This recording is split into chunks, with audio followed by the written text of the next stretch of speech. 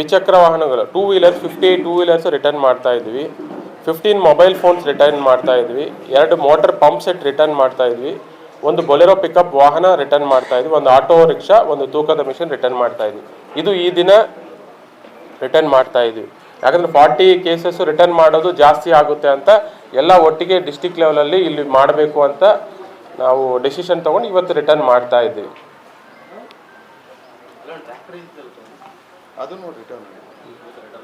Return ಇದೆ.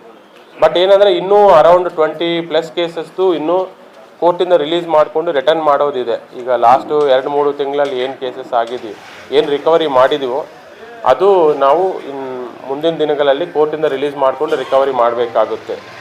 ನಿನ್ನೆ ದಿನವೂ ನಾವು ಸೇಡಂ ಪೊಲೀಸ್ ಠಾಣೆಯಲ್ಲಿ 49 ವೆಹಿಕಲ್ಸು ಏನು ಸ್ಟೋಲನ್ 2 ವೀಲರ್ಸ್ ಏನಿದೆ ಅದು ರಿಕವರಿ ಮಾಡಿದ್ದೀವಿ, ಕೋರ್ಟಿಗೆ ಹಾಕಿದ್ವಿ. ಅದು ಇನ್ನೂ 1 ಮಂತಲ್ಲಿ ಮತ್ತೆ ಅದು ಯಾರ್ಯಾರ್ದು ವಾಹನ ಕಳೆದೋಗಿದೋ ಅವ್ರ ಮಾಹಿತಿ ಕಲೆಕ್ಟ್ ಮಾಡಿಕೊಂಡು ಕೋರ್ಟ್ ಪರ್ಮಿಷನ್ ತೊಗೊಂಡು ಮತ್ತೆ ಅವರಿಗೆ ರಿಲೀಸ್ ಮಾಡಬೇಕಾಗುತ್ತೆ. ಇದೇ ತರಹ ನಾವು ಅಫ್ಜಲ್ಪುರದಲ್ಲಿನೂ ಈ ಹಿಂದೆ ರೀಸೆಂಟಾಗಿ 2 ವೀಲರ್ಸು ಇದು ಮಾಡಿದರು. ಸೇಡಂ ಠಾಣೆಯಲ್ಲೂ ರೀಸೆಂಟಾಗಿ ನಿನ್ನೆ ಬಿಟ್ಟು ಇದರಿಂದ ಲಾಸ್ಟ್ 1 ಮಂತಲ್ಲಿ ಇನ್ನೊಂದು ಕೇಸಲ್ಲಿನೂ 2 ವೀಲರ್ಸು ರಿಕವರಿ ಮಾಡಿದರು.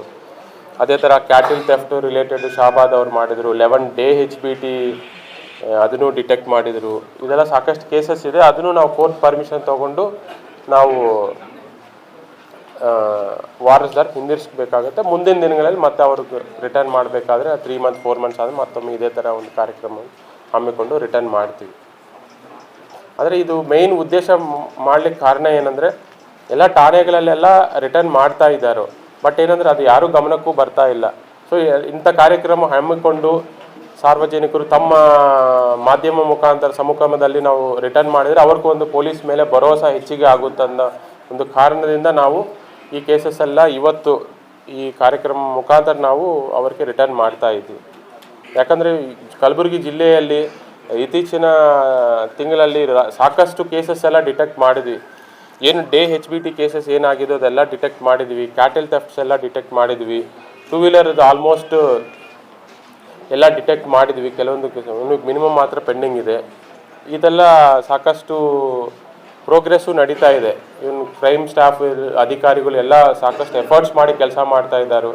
ಮತ್ತು ನಾವು ಯಾರು ಅವರವ್ರ ವಸ್ತುವನ್ನು ಕಳೆದುಕೊಂಡಿದ್ದಾರೋ ಅವರಿಗೆ ರಿಟರ್ನ್ ಮಾಡಿ ಅವ್ರಿಗೆ ಪೊಲೀಸ್ ಅವರ ಮೇಲೆ ನಂಬಿಕೆಯನ್ನು ಹೆಚ್ಚಿಗೆ ಮಾಡ್ತಾ ಇದ್ದಾರೆ. ಇದು ಒಂದು ಪ್ರಶಂಸನೀಯ ಒಂದು ವಿಷಯ. ಯಾಕಂದರೆ ಒಬ್ಬನ ಆರೋಪಿನ ಹಿಡ್ಕೋಬೇಕು ಅಂದರೆ ನಾವು ಎಷ್ಟೋ ದಿನಗಳ ಶ್ರಮ ಆಗುತ್ತೆ. ಈಗ ನಾರ್ಮಲ್ ಆಗಿ ನಮಗೂ ಇದು ಏನು ಅಸಾಲ್ಟ್ ಕೇಸಸ್ಸು ಹೊಡೆದಾಡ್ಕೊಂಡಿರೋ ಕೇಸಸ್ಸಲ್ಲಿ ತಕ್ಷಣ ಒಂದೇ ದಿನ ನಮಗೆ ಆರೋಪಿ ಸಿಗ್ತಾರೆ. ಬಟ್ ಕಳ್ಳತನದಲ್ಲಿ ಆರೋಪಿ ಸಿಗೋದಿಲ್ಲ. ಯಾಕಂದರೆ ಅವರು ಮಹಾರಾಷ್ಟ್ರದಿಂದ ಬರ್ತಾರೋ, ತೆಲಂಗಾಣದಿಂದ ಬರ್ತಾರೋ, ಕೆಲವೊಂದು ಟೈಮ್ ಮಧ್ಯಪ್ರದೇಶ, ಹರಿಯಾಣ, ರಾಜಸ್ಥಾನದಿಂದ ಬರ್ತಾರೋ, ಇಲ್ಲಿಗೆ ಬಂದು ಟ್ರೈನ್ ಮುಖಾಂತರ ಬಂದು ಇಲ್ಲಿ ಕಳ್ಳತನ ಮಾಡ್ಕೊಂಡು ವಾಪಸ್ ಹೋಗ್ತಾರೋ.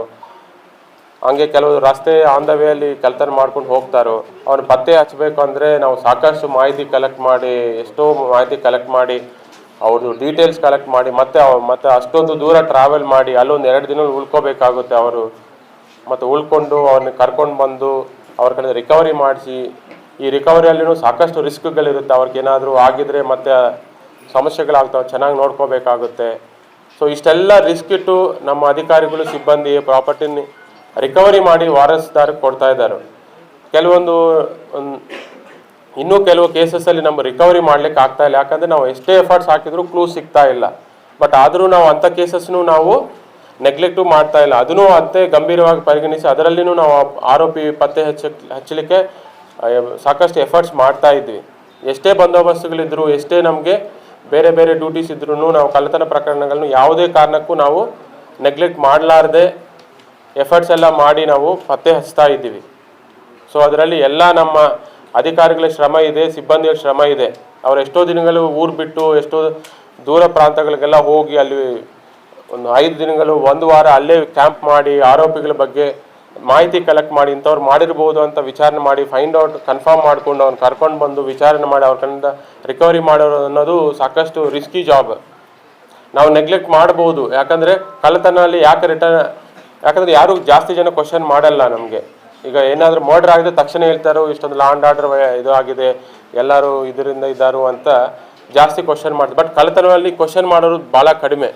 ಮಾಧ್ಯಮದವರು ಕ್ವಶನ್ ಮಾಡ್ತಾರೆ, ಬಟ್ ಪಬ್ಲಿಕ್ಕು ಪತ್ತೆ ಮಾಡಿ ಕೊಡಿ ಅಂತ ಹೇಳ್ತಾರೆ. ಬಟ್ ಆದರೂ ನಾವು ಯಾವುದೇ ಕಾರಣಕ್ಕೂ ಅದು ನೆಗ್ಲಿಜೆನ್ಸ್ ಅಂತೂ ತೋರಿಸಿಲ್ಲ.